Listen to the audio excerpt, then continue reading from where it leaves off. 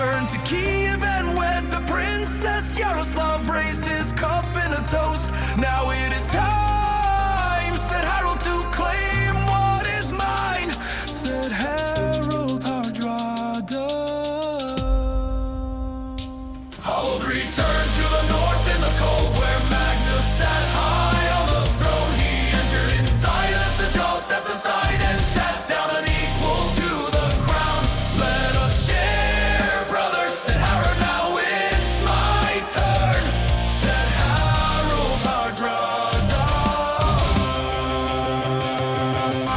Harald sat high on the throne of the north, he marched from the near